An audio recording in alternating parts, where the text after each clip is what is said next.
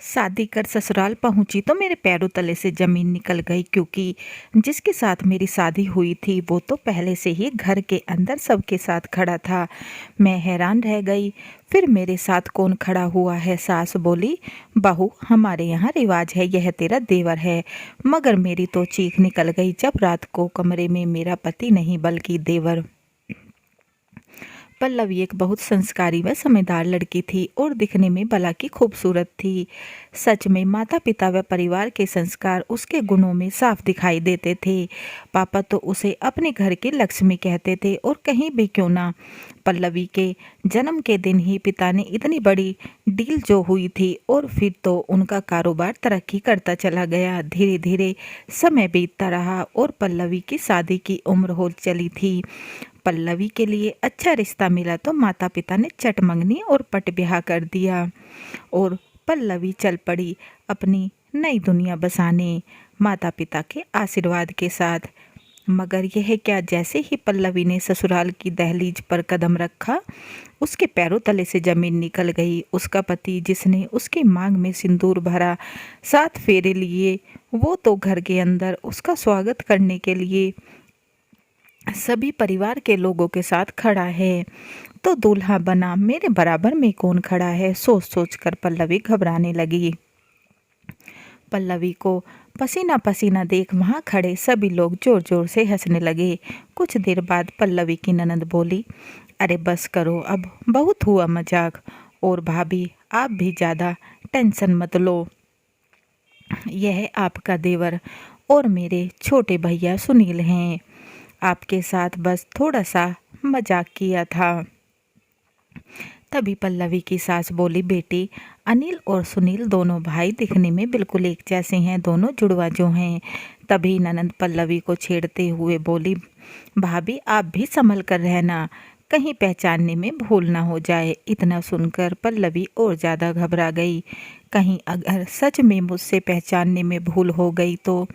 यही सब सोचते सोचते सुहागरात पर ही अपने मन की दुविधा पल्लवी ने पति अनिल को बता दी। अनिल पल्लवी के पास बैठकर प्यार से बोला, सच में कितनी मासूम और भोली हो तुम। अरे क्या क्या सोच लिया इतने कम समय में। सुनील मेरा भाई है, दिल का बहुत अच्छा है, बस थोड़ा सा मजाक किया था, आगे परेशान नहीं करेगा वो तुम्हें, तुम ज़्यादा टेंशन मत लो। मगर फिर भी पल्लवी के चेहरे पर परेशानी दिखाई दे रही थी, तो अनिल बोला, चलो एक और रास्ता है मेरे पास तुम्हारी परेशानी का। यह देखो, मैंने घर में किसी को नहीं बताया, तुम्हारे नाम के पहले अक्षर का टैटू मैंने सीने पर कराया है। अब तो तुम्हें पहचानने में कोई परेशानी नहीं होगी।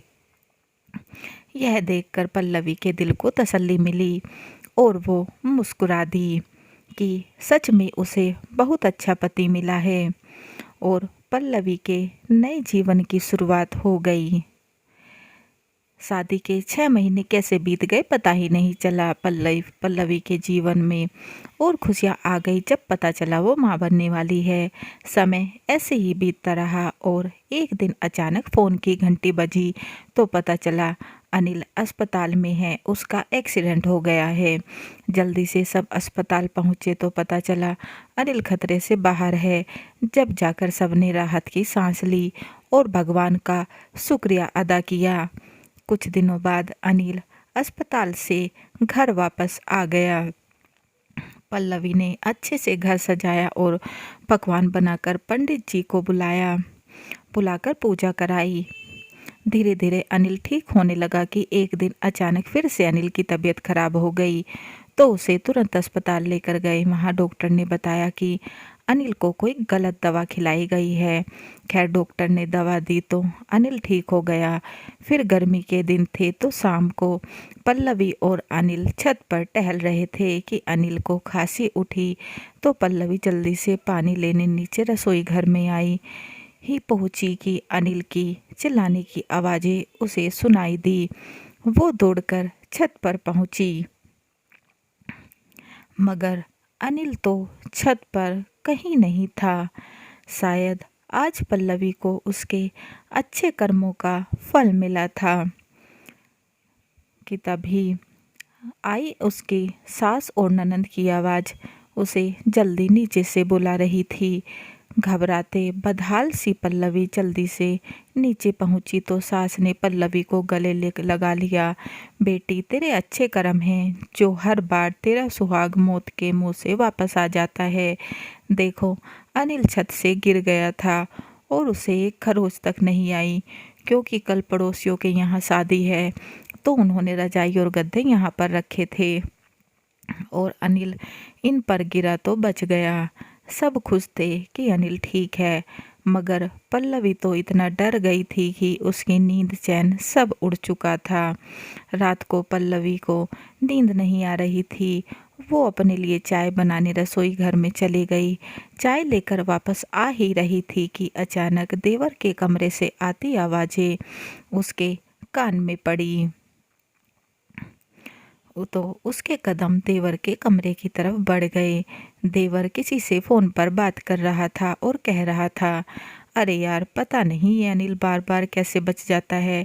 साले को मारने की कितनी कोशिश की मगर जालिम मरता ही नहीं। मेरी बेकरारी बढ़ती जा रही है। पल्लवी को देखते ही बेचैन सा हो जाता हूँ। उसे एक पल और दूर नहीं रहा जाता। अब ये अनिल रास्ते से हट जाए तो वो बस मेरी होगी, लेकिन बस अब और नहीं। ऐसा दाव खेलूंगा एक झटके में ही अनिल का काम तमाम। इतना सुनते ही पल्लवी आग बबूला हो गई और तुरंत सुनील के कमरे के अंदर चली गई और जाकर जोरदार थप्पड़ उसके गाल पर जड़ दिया। पल्लवी की चिल्लाने की आवाज़ सुनकर परिवार के सभी लोग वहां आ गए।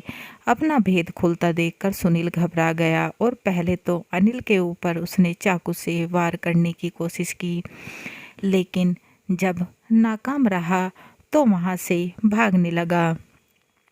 सबने मिलकर उसे पकड़ लिया और तुरंत पुलिस को फ़ोन कर बुला लिया।